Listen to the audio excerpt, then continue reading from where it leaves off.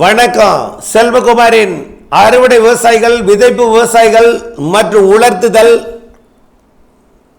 பல்வேறு விவசாய பணிகள், பூச்சி விரட்டி அடித்தல் மற்றும் இதர விவசாய பணிகள், உப்பள பணிகள், செங்கல் சூளை பணிகள், பொது பணிகள், கட்டிட பணிகள் அனைத்திற்குமான வானிலை முன்னறிவிப்பு. அதிகாரப்பூர்வ வானிலை அறிக்கைக்கு இந்திய வானிலை ஆராய்ச்சித்துறை அறிக்கையை பார்க்கவும். 2025 ஜனவரி 7 செவ்வாய்க்கிழமை அதிகாலை நிலவர வானிலை பதிவு. இன்றைக்கு வானிலை அமைப்பை பார்த்தீங்கன்னா, ஏற்கனவே சுமத்ரா தீவு அருகே நீடித்துக் கொண்டிருந்த காற்று சுழற்சி இலங்கை மற்றும் தெற்கு அந்தமான் இடைப்பட்ட தெற்கு மத்திய வங்கக்கடல் பகுதிக்கு வந்தடைந்திருக்கிறது. தமிழ்நாட்டின் கரையோரத்திற்கு மேலே வளிமண்டல சுழற்சி ஒன்று உருவாகி இருக்கிறது. இது நேற்றே உருவானாலும் இது இன்றைக்கு சற்று விலகாமல் நீடித்துக் கொண்டிருக்கிறது. இந்த காற்று சுழற்சி கிழக்கு காற்றை கொண்டு வந்து ஏற்றுகிறது.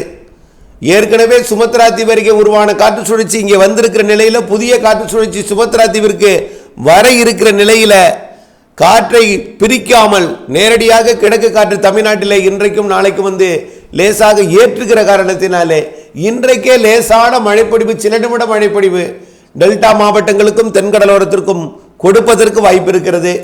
பொழுது விடியும் பொழுதே மேகம் சூழ்ந்த வானிலையாகவும், குளிர் குறைந்து, அதாவது லேசா நேற்றை விட இன்றைக்கு குளிர் சற்று குறைந்து மேகமூட்டத்துடன் கூடிய வானிலையை கொடுத்தாலும், மேற்கு தொடர்ச்சி மலையில் நேற்றை விட இன்றைக்கு கூடுதல் குளிர் கொடுத்திருந்தாலும் டெல்டா மாவட்டங்கள் மற்றும் தென்கடலோரத்திற்கு இன்றைக்கு மதியம் மாலையில் நனைக்கும் மழை முதல் சில நிமிடங்கள், ஒரு 5 நிமிடம் ஓடும் மேக மழை, பெருந்தூரல் மழைப்பொழிவு கொடுப்பதற்கு வாய்ப்பு இருக்கிறது.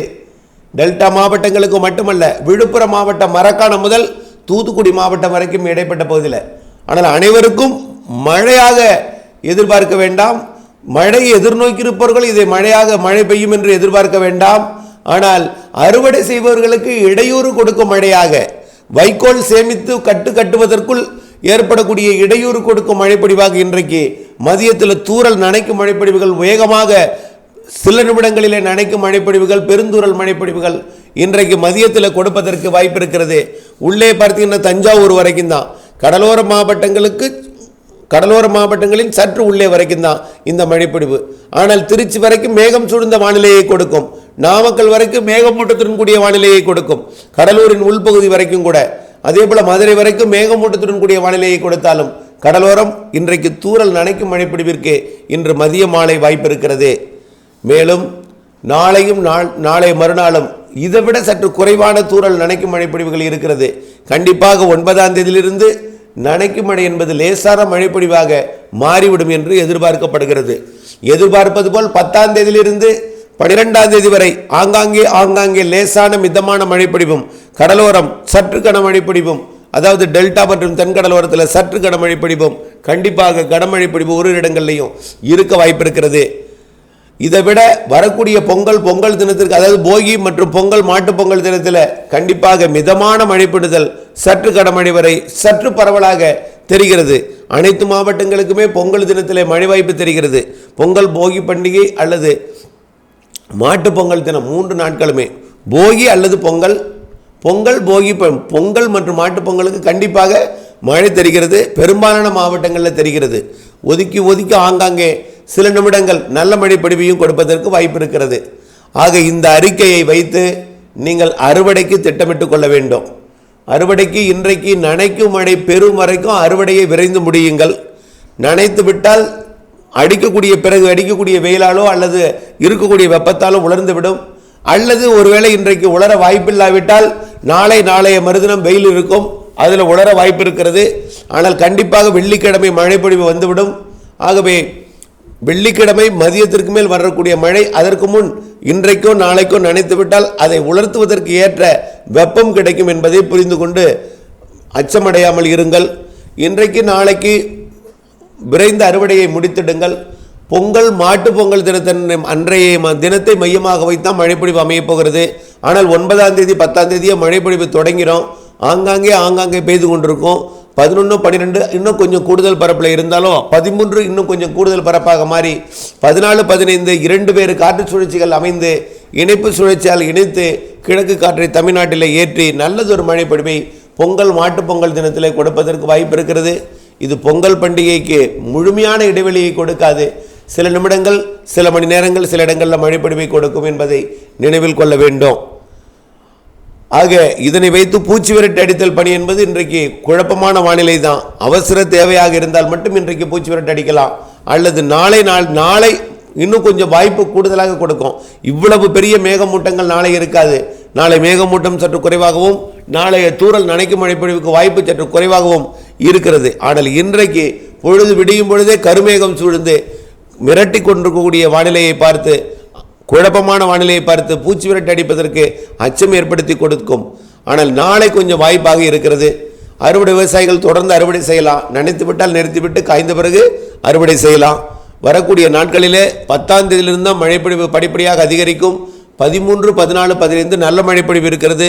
பொங்கலுக்கு பிறகு 2 நாள் இடைவெளி கொடுத்து பொங்கலுக்கு பிறகு மீண்டும் மழைப்பொழிவு 18ஆம் தேதியிலிருந்து 22ஆம் தேதி வரை மழை வாய்ப்பு தெரிகிறது. இவையெல்லாம் கவனத்தில் கொண்டு இடைவெளி அறிந்து அறுவடை செய்திட வேண்டும். வானிலை அறிந்து விவசாயம் செய்திட வேண்டும். இப்பொழுதே வானிலையை பார்க்க வேண்டும் என்கின்ற ஒரு விழிப்புணர்வை ஏற்படுத்தும் விதமாக, ஒரு தூண்டுதலை ஏற்படுத்தும் விதமாக வான மேகம் சூழ்ந்து காணப்பட்டு கொண்டிருக்கிறது. இதுவே உங்களை வானிலையை பார்த்து அறுவடைக்கு திட்டமிடுவதற்கு, வானிலையை பார்க்க வேண்டும் என்ற அறுவடை விவசாயிகளுக்கு ஒரு திசையை மாற்றி வானிலைக்குள் புகுத்த செய்திருக்கும் இன்றைக்கே.